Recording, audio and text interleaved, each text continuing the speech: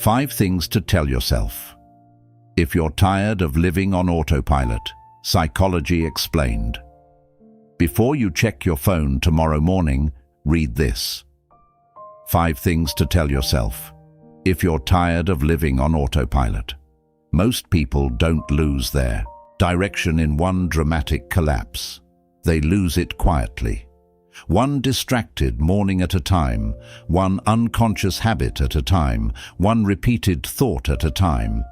They wake up, they grab their phone, they scroll through other people's lives before they've even chosen their own, and without realizing it, they reinforce yesterday's identity. If you feel overwhelmed, stuck, slightly behind in life, or silently disappointed in who you've become, it's not because you're incapable, it's because you've been waking up in reaction instead of intention.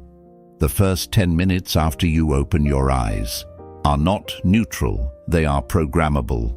Your brain is in a highly receptive state, more impressionable, more suggestible, less filtered by logic.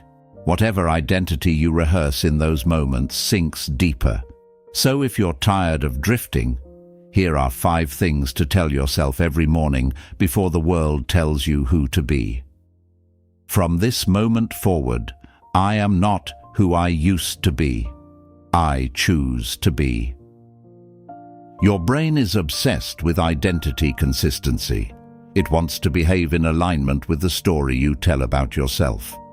If you don't consciously choose who you are today, your mind will default to yesterday's version of you. Same emotional triggers, same excuses, same patterns. And here's something most people don't realize. Your life is not built by goals. It's built by identity. If you believe you are inconsistent, you will unconsciously prove it. If you believe you are resilient, your behavior will begin to reflect it. When you say, "From this moment forward, I am not who I used to be," you interrupt the loop. You are telling your brain, stop referencing outdated data. That old version, and of you, the one who procrastinated, reacted emotionally, doubted themselves, doesn't get to run today. Then you fill in the blank. I choose to be disciplined. I choose to be grounded. I choose to be patient. I choose to be courageous. I choose to be focused. This is not delusion. This is direction. You are not pretending you've mastered these qualities. You are declaring the direction you are building toward.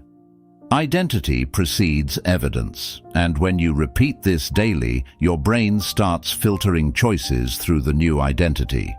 What would a disciplined person do right now? What would a calm person say in this situation? What would a confident person attempt today? And slowly, behavior begins to align. Not perfectly, but progressively. That's how transformation actually happens. Right now, I am safe. This one may be the most powerful because many adults are operating from subtle survival mode. You might look functional on the outside, successful, responsible, productive, but internally, tension, hypervigilance, mental urgency, always bracing.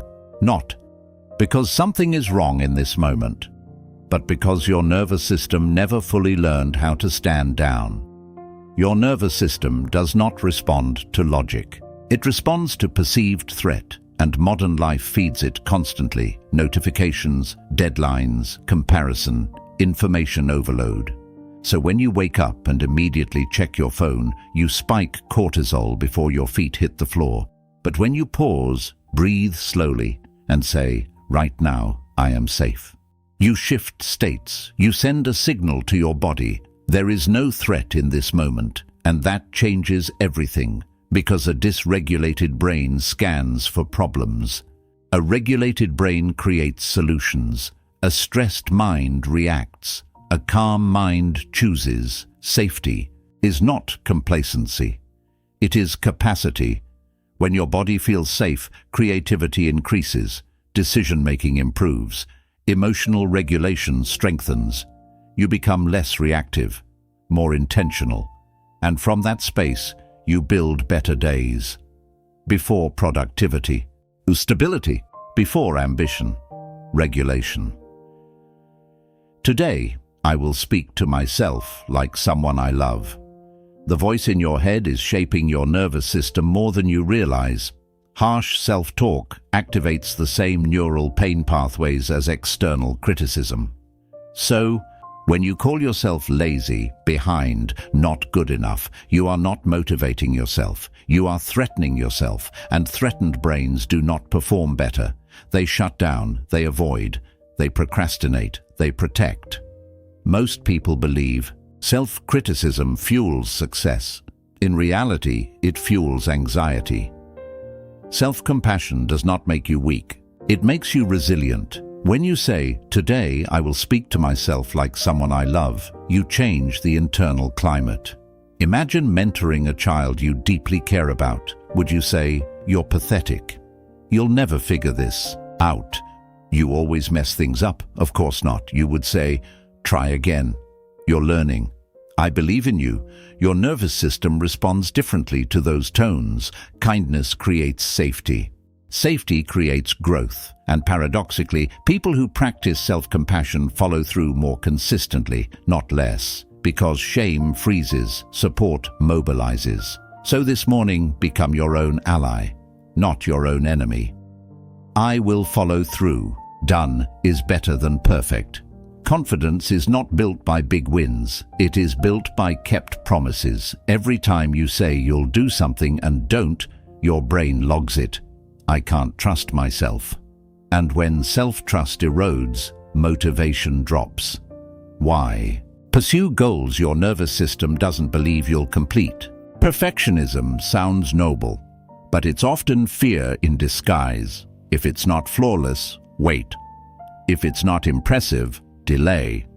If it's not certain, avoid. But perfection delays identity formation, completion builds it. When you repeat, done is better than perfect, you prioritize momentum over ego. Small, completed actions compound. One workout done imperfectly. One difficult conversation initiated awkwardly. One task submitted before it feels ready. Each one builds self-trust, and self-trust builds unshakable confidence, not loud confidence.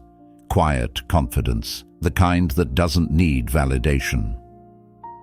I can move slowly and still make progress.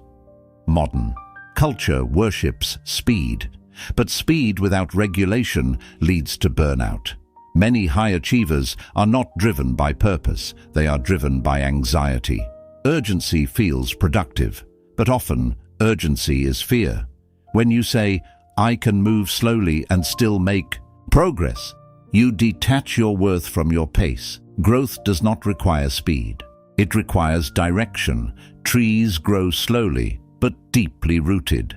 Flash success often burns out. Steady consistency endures.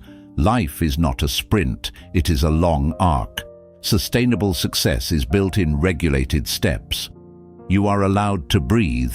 You are allowed to pace yourself. You are allowed to build steadily. Progress measured in years, not days. That's power.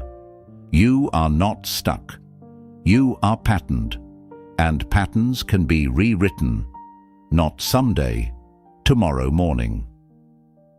Before the world programs you, program yourself tomorrow when you wake up. Don't grab your phone, grab your identity. Choose one of these statements. Repeat it for 30 days, not perfectly, consistently, and observe what shifts. If this resonated, share it with someone who's ready to wake up, not just physically, but mentally. Awaken your mindset. Everything else will follow.